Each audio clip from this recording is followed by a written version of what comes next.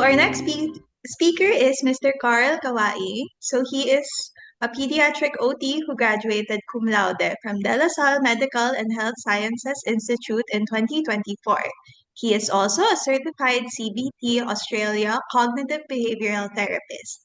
As a dedicated therapist, he knows firsthand the different stressors one may feel, and he is excited to share some effective ways to best manage your stress and relax your mind and body. So we look forward to learning from you, Teacher Carl.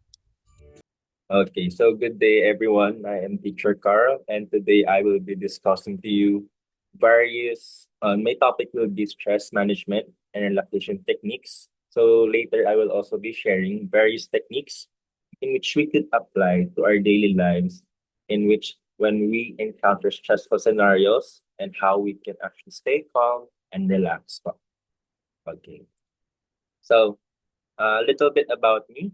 So I am Carl, board certified OT, just last December 2024.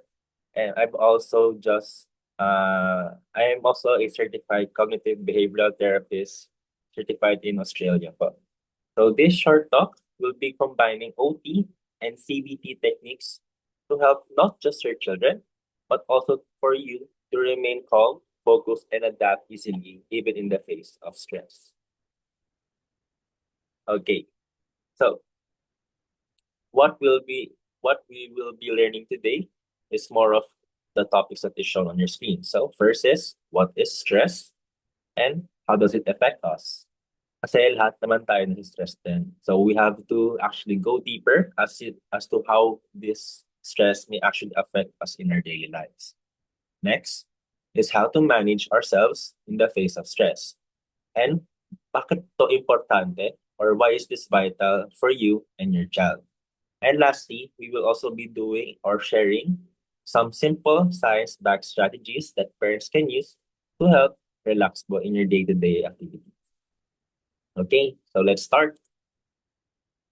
So first off, what is stress? I think we all have a general idea naman, pero I will be giving a simple definition of it for all of us to understand properly. So stress is our natural body's reaction when we feel overwhelmed, challenged, or just handling too much than what we can bear. So in simple terms po, it's when our mental capacity cannot handle the load that we are currently receiving, thus we feel stress. So it's similar when we think about physical stress during exercises, in which the stress in that scenario is the weight spot. And the one that is being stressed is our muscles. So it's almost the same concept.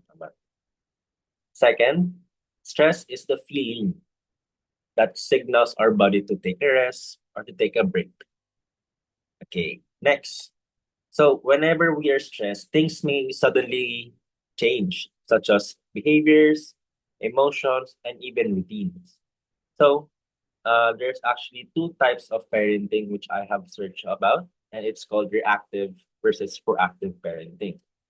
So does anyone have any idea of reactive and proactive parenting?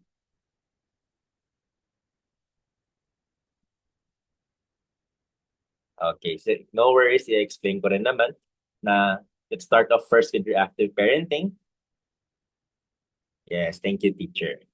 Okay, so reactive parenting is similar to a reflex in which we react immediately whenever a stressful incident occurs. So for example, if a child or our child vomited on a brand new mattress in a store, what do you think will we be reacting? Would we be calm, or would we be shouting, yelling, or possibly maybe even resort to hitting due to the stress that the child has done when they vomited on the mattress? So that's an example of reactive parenting. The other one, which is proactive, is we're already trying to prevent the child's future behaviors. So it's like an educated guess. So when you know your child already ate a lot and he might vomit, and you're gonna walk into a store in which may contaminate or may soil other products, maybe we could resort to walking in less crowded places. Or if you really need to go into that store, maybe we could bring something like a plastic bag in order to prevent further problems. Okay. So next is, one fun fact also is that stress also happens not just with us, but also with children, because they can't properly handle it yet due to the developing parts of their brain, which usually develops typically around 10 to 13 years old.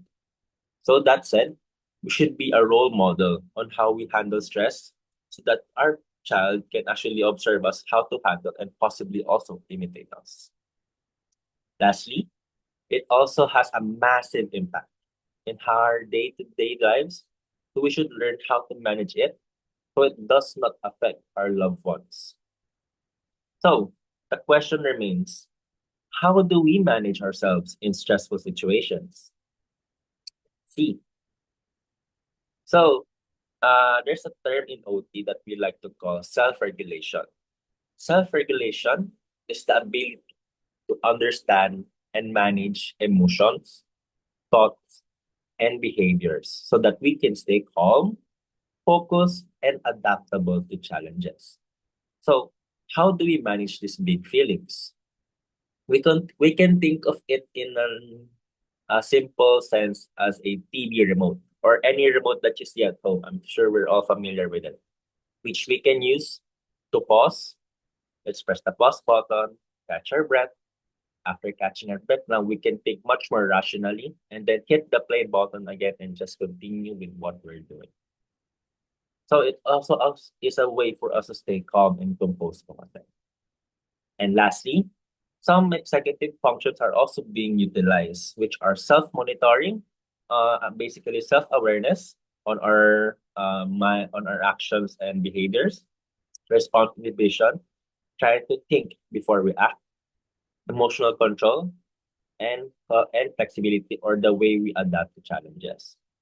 So, in simple sense, executive functions are basically skills that are essential to manage daily tasks.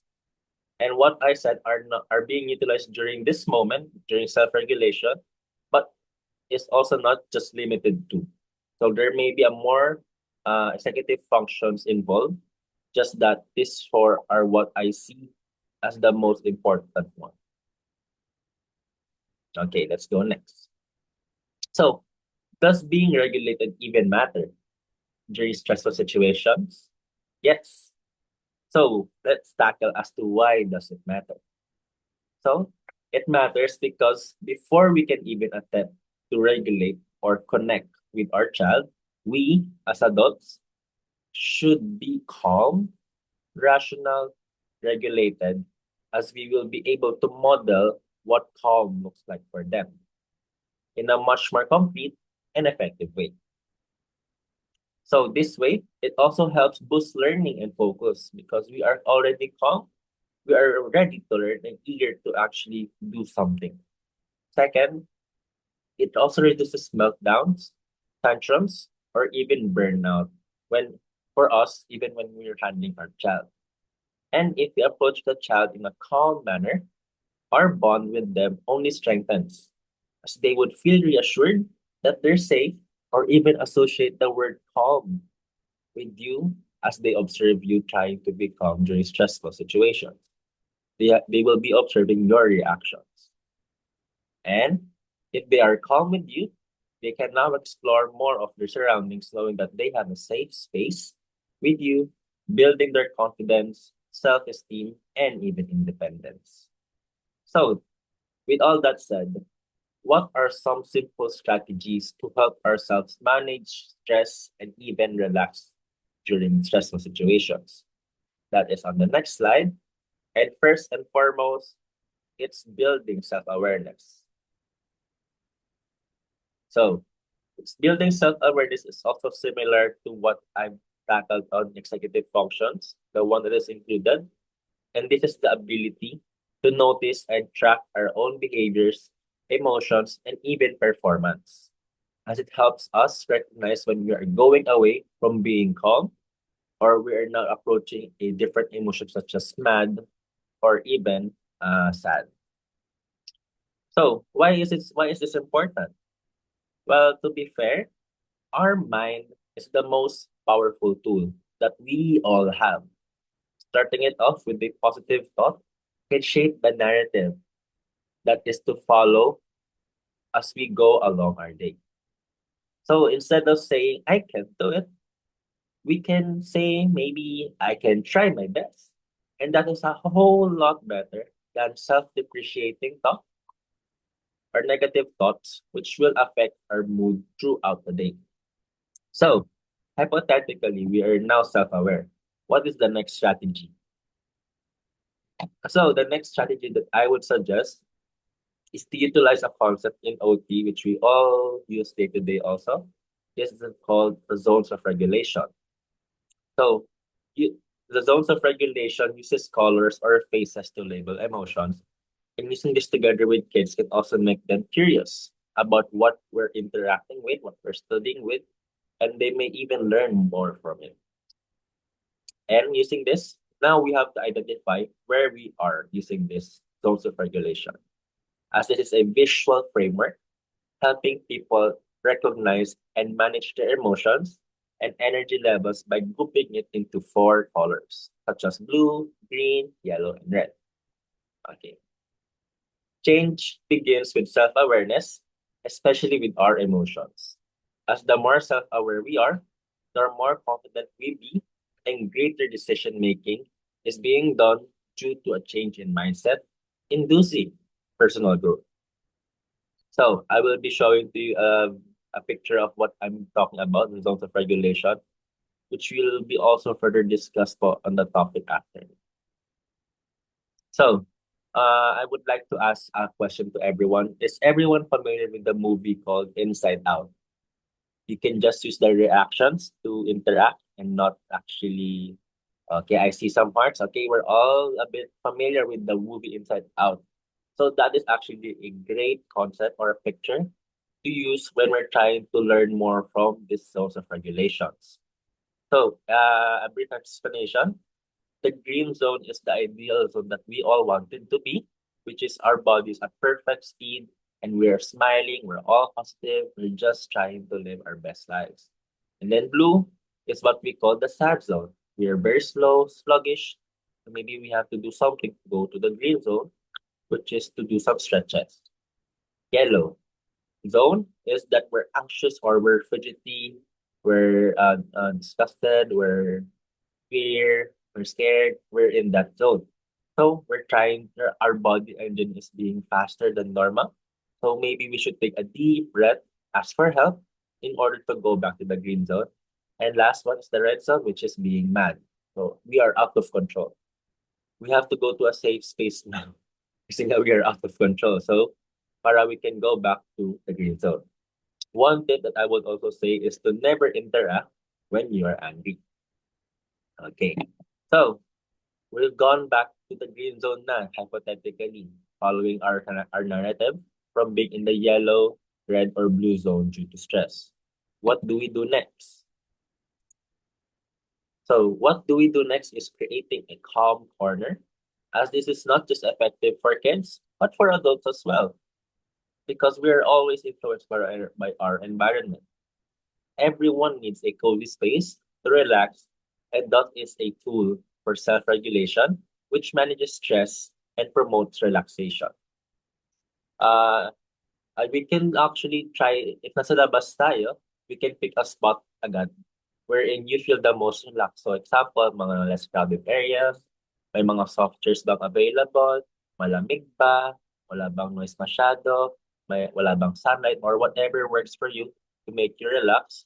We can do that and make our own or designate our own calm corner. So adding personalized items will also help us, as that would bring us some more familiarity lang then, and we will be also less likely to be disturbed in this calm corner when practicing our next strategy. Also, by providing a safe space for us to regulate or to calm down, it will give us an outlet to regroup ourselves much more effectively than facing whatever is stressing us. Though, it is important to go back and face it, or as children might get the wrong idea na inabandon na natin sila. So, we should be there, syempre, to tend to their needs or to answer their cry for help when necessary, because we don't want any kinds of issues to arise from that, such as psychological, behavioral, or even attachment issues. Okay, so we got our calm corner secured. What's next? Okay, so our next is to actually build our own personalized calming routine. So this helps us slow down and focus on the present moment, using all of our bodily senses, touch, hearing, eyesight, taste, or whatever you wanted to use our bodily senses to help us calm down, to help us stay grounded. So reducing emotional overwhelm, calming the body, and improving focus will be the result of this. Also, by being mindful to use our routine when stressed, we can be much more rational afterwards and choose more effective ways to connect with our child. So some examples are mindfulness exercises, which are smelling the flower, blowing the candle, breathing, deep breathing, or the grounding techniques, all of which are found in YouTube. So you can actually explore on your own time or whenever you're available, so that you can already prepare yourself in before any stressful situations even arises. So this is actually better than this is actually a whole lot better than what I discussed earlier, which is reactive parenting. So we should be calm. So using what we've learned, let's discuss some cases in which we could use the info that I've said or shared into much more realistic or realistic situations. So, case 1. Leo, a 6-year-old boy with sensory processing difficulties, becomes highly stressed during transitioning in between activities, especially from unstructured to structured tasks. Sorry for the typo. Thus, nagsiscream na siya, nagtatapon na ng toys, at tumatakas na. So, he was trying to get away from the other activity. So, he does that kinds of behaviors. Then, his mother, Maria, is a calm parent. Pero nahihirapan pa rin si Maria na anong gagawin niya every time na si Leo nag-scream, titapon ng toy, or tumatakbo every time nag-escalate yung behavior niya. Kasi baka naman mayroong ma-injure sa kanila or sa ibang tao surrounding them. So, what can Maria do to help Leo calm down? So, in this case, if na-imagine niyo na rin, stressful talaga ang situation. We cannot deny that kasi stressful naman talaga ang nararamdaman ni Maria at the moment. Siyempre, yung kid niya, nag-scream na, nag-tantrums na, meron ng behavior na pinapakita. So, it's natural for us to be stressed. Pero that's okay. So now, I will be discussing what is the ideal scenario for this. So in this case, si kid ay stress din. Stress siya kasi nag-transition sila in between activities. So going from this point A activity to a point B activity. So how can we calm him down using what we've learned? So the first thing to do actually is to actually compose ourselves and identify where our emotions are. So building self-awareness. Are we already at the yell? Are we already anxious? Are we mad? Or are we sad? We have to identify where our emotions are located at the moment. Okay, now that we've located our emotions, let's use the zones of regulation. I will show you the picture again. Let's use this again in order to go back from whatever color we are back into the green zone, as this is the ideal zone for everyone. So now, okay, we have already identified where our emotions are. We're already trying now to go back to the green zone, and we already know what to do. So let's now go to our calm corner and proceed to do our calming routine. Okay, and then if we are already calm, Now we can proceed with connecting with our child because we are now more rational. But how could we do it? Though a term that I would like to use is to actually co-regulate with the child, but much more of this will be discussed in the next session by my fellow colleague, but I will also be briefly discussing this. So, one, we have to model what calm looks like to the kids. So, they're visual learners. We have to show them what calm looks like, and that even during stressful scenarios, we are still in the green zone. So we can also be as concrete as possible and perform calming techniques with them, such as slow movement, rocking, deep pressure massage, and etc. Whatever works for us or for your kid. And then we should make them feel safe. Even we would feel stressed when we don't feel in control. We could even go to the calm corner together and prepare a visual transition if needed. Then when the transition is successful, now we should reflect at what we did, taking note at what worked and what didn't, because every kid has different needs and responds to different various techniques. Okay, another case. Let's go to the next case. So it's quite different from the first case. So it's Sophie, a 4-year-old girl with developmental delays who displays tantrums frequently in the form of crying and hitting whenever she feels tired, overwhelmed, or when given demand.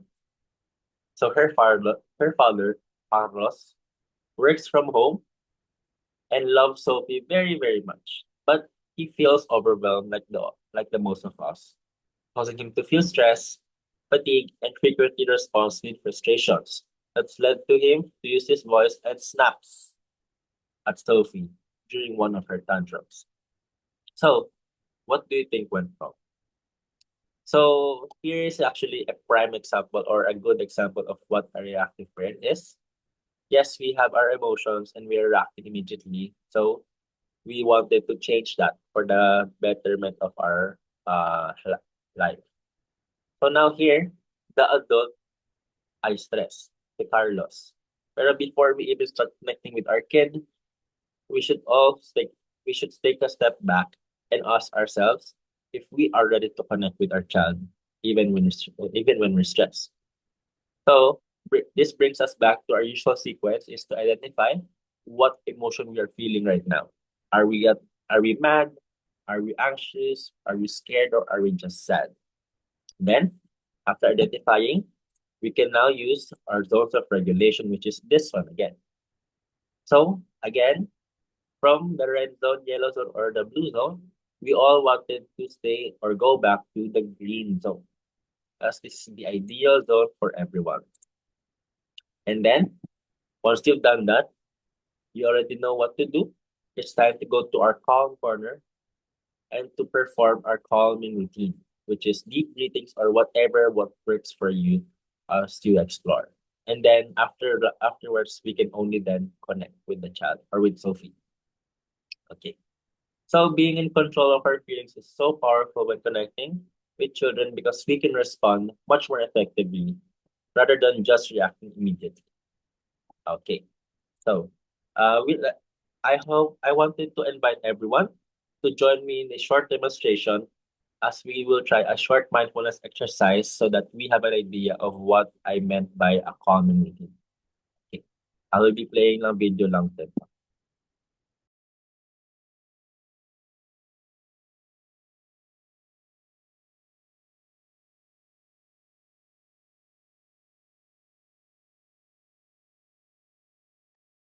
Can everyone hear the video?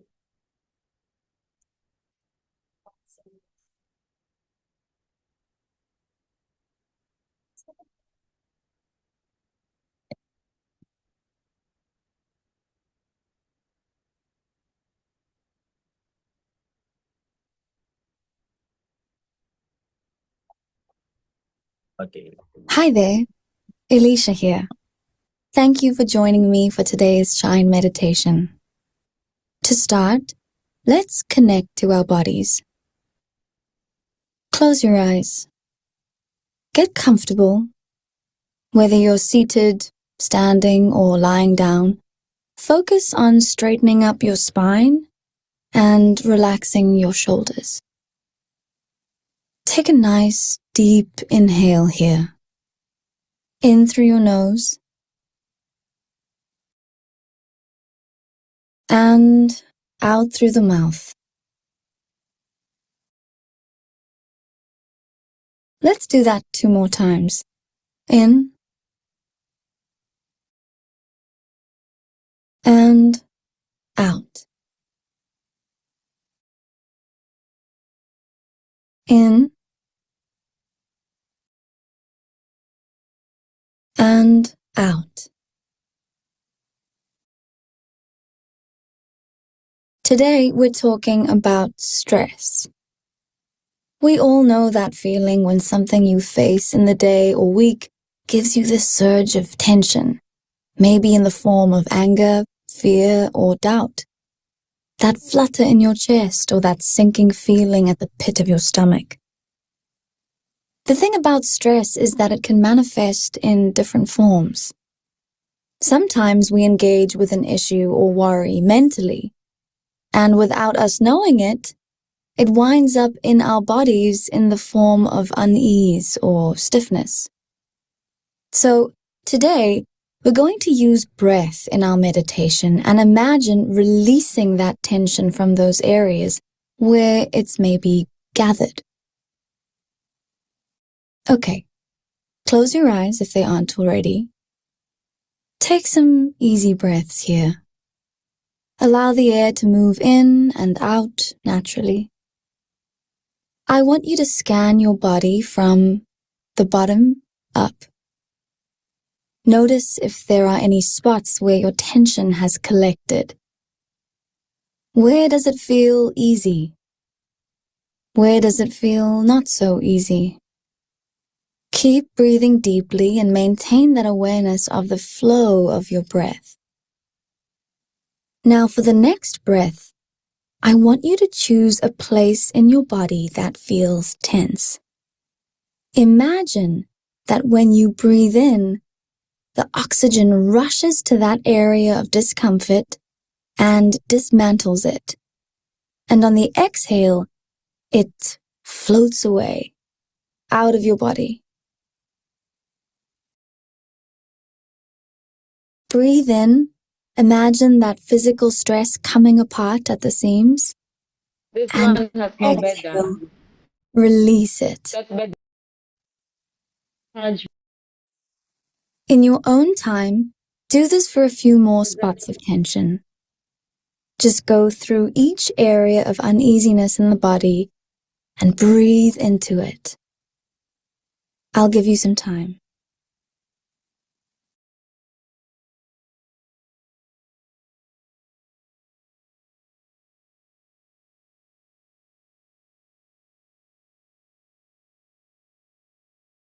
So the next time you're feeling stressed, maybe you can try an exercise like this, where you combine your breath with your imagination. Maybe that might help. Repeat this after me, silently or out loud.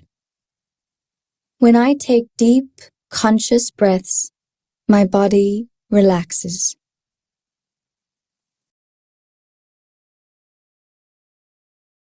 Again, when I take deep, conscious breaths, my body relaxes.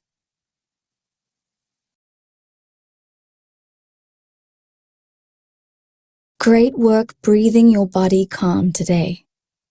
You've got this.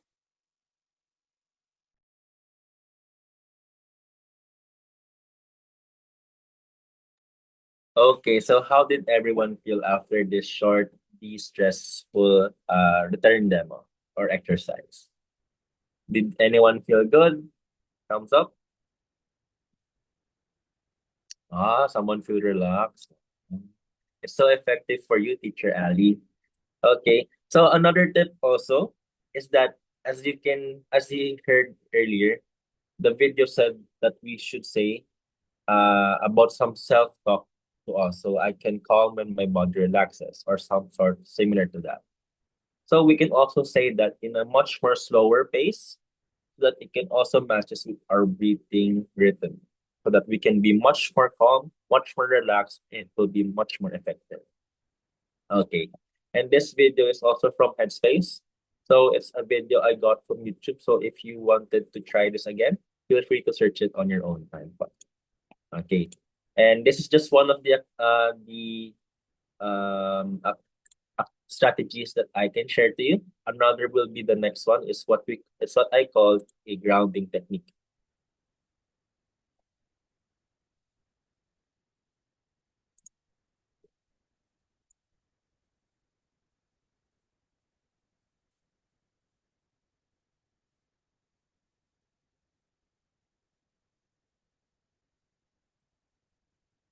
Okay.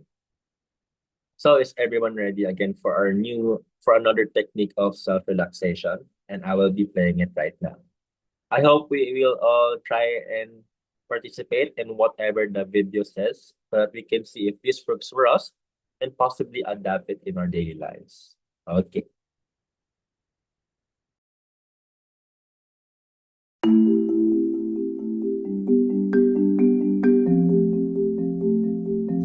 The 5-4-3-2-1 method is a grounding exercise that can help you stay in the moment and avoid negative thinking and worry. You can do this exercise anywhere, at home, at school, in the car, or even in the middle of a crowd. You can do it sitting, standing, or laying down. Counting down from 5, use your senses to list things around you. Make an effort to notice details about these things. This is how to do it. Start by breathing deeply in through your nose and out through your mouth.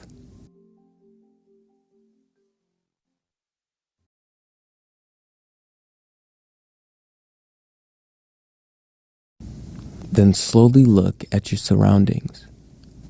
Find 5 things that you can see around you. Maybe you see a colorful poster on the wall, the spider web on the bookshelf, the lamp on the nightstand with the red shade, the cat sleeping peacefully on the chair, the cactus on the dresser that has finally bloomed. Then list 4 things that you can touch. The warm mug in your hands, the soft comforter on the bed, the denim of your jeans, the scratchy carpet under your feet. Next, listen for 3 things you can hear. Maybe the ticking of a clock, the quiet hum of your computer,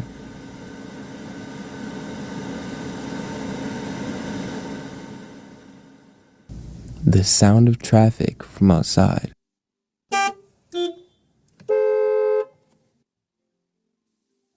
Now try to find 2 things that you can smell. The tea in your mug, the clean scent of your clothes. Finally, list 1 emotion that you feel. This is a way to ground yourself so you can feel present in the moment and in control of your surroundings. Now you try.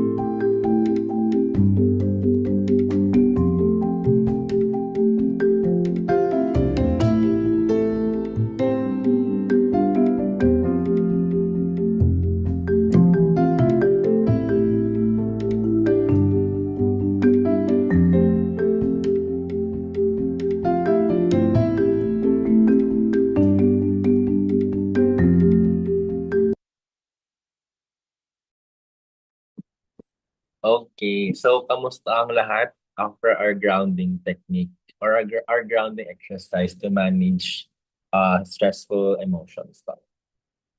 So, can I see any reactions if naka-relax ba itong technique sa kanila? Thumbs up or heart? Okay, thank you po, Ma'am Jenny. Thank you po, Ma'am Laila. Okay, so basically, thank you. Thank you po, Ma'am Christy, Ma'am Angelique, and Ma'am Maripaz. Thank you all for participating in the simple grounding exercise to manage anxiety. And thank you po for surveys. Okay, so ayun, si grounding exercise natin is a prime example. Thank you po, Ma'am Angelica. Okay, so this is actually a prime example that we can actually use to build self-awareness. So being mindful of our body can actually help us take a step back. So baka may mga times kasi we are overlooking the simple things that we do in life, such as natin alam, nakasandag na pala tayo sa upuan, nakapatong ang forearms sa lamesa, kumakain na pala tayo, nag-fidget na yung mga paa. So just by being mindful of those simple things that we tend to overlook at will actually help improve our self-awareness, thus helping us be much more calm and relaxed in our day-to-day lives, even in the face of stressful situations. So, okay, let's go to the next part. So, I will be discussing some key takeaways from this talk of mine. And one first is stress is a part of life. We really can't eliminate stress. It's always been there and it will always be there even when we are asleep. So even in the face of stress, we should be equipped on how to manage it properly. Next is kids learn how to be calm from calm adults. And then next, practice daily. So, yun nga, I suggest we should explore na yung YouTube or whatever breathing exercise that we can see is effective for us. Para, not only will we search during nag-meltdown na or during meron ng stressful situation, pero we already know what to do and what is effective for us in order to be calm, to handle the stressful situation. Last but not the least is the use of visual aids. Structure and praise builds independence in kids and maybe also will be effective for us adults. So, ayan naman. That brings me to the end of my topic. If you have any questions, and that is all. Thank you. What a very timely and practical presentation, Teacher Carl. I'm sure that everyone here, parents and therapists alike, appreciate the relaxation techniques you shared, especially the latter portion of the lecture. Even I was very relaxed upon doing the exercises. And after all, we all undoubtedly experience stress in different things we do. And for parents of neurodivergent kids, it's perfectly normal to feel stressed as well. But hopefully, some of the tips that Teacher Carl gave in this talk would be useful to you guys so you can find the time to relax yourselves as well. All right, so before we proceed to our Q&A, can we get some reactions again from everyone? How is everyone doing? Since medyo relaxed na po tayo. Okay, we got some heart reacts. Everyone is having fun naman po. I hope we're all learning a lot today. Even us, hosts, we're also learning a lot today. Okay, so for those of you who wish to ask any questions, the floor is now open for our Q&A. So again, you may raise your hand so that we can acknowledge you, or if shy pa rin po tayo, you can still use our Zoom chat. So go ahead and ask any questions.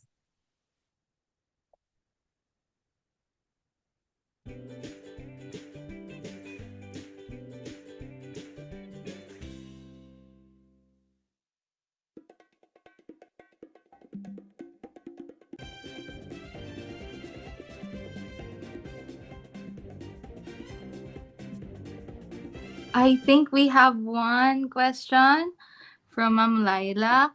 When is the best time to do the breathing exercises?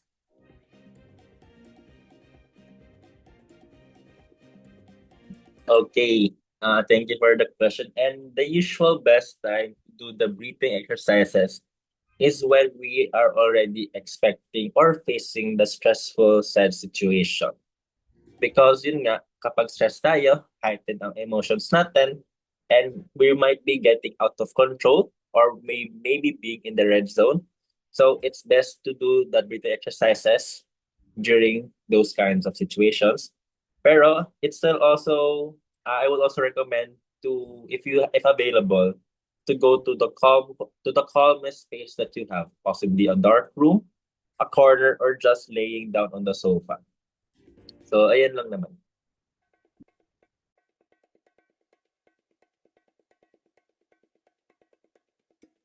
Okay, I think the question was answered naman. Thanks, Teacher Carl. Do we have any more questions from our audience?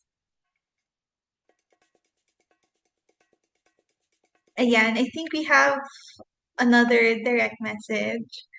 Okay, so the question is, paano pwede i-start ang implementation ng zones of regulation with my kid para mabilis niya makonect at maalala yung color sa emotions niya? So, question about the zones of regulation. Okay, so to actually further reinforce the concept of zones of regulations to our kids, meron na siyang colors, so I think that's already nice. Pero what could add on more of that is the colors of her or his familiar toys. So kapag may blue, red, green, or yellow na toy siya, we could use that as a concrete example kung nasaan na siya. So by making them also learn through their toys, they'll be much more engaged, much more interested, and possibly also imitate the toys itself. So ayan, I would suggest nga to further use familiar items or colors, deep colors, or whatever activities that we can use that are within their line of interest to further reinforce the learning of this topic, which will be also further discussed on the next topic. Yun lang naman. Thank you. Okay, thank you for that, Teacher Carl. Unfortunately, that's all the time we have for this Q&A. But again, if you guys have any more questions, you can email them at sandboxwebinarseries@gmail.com.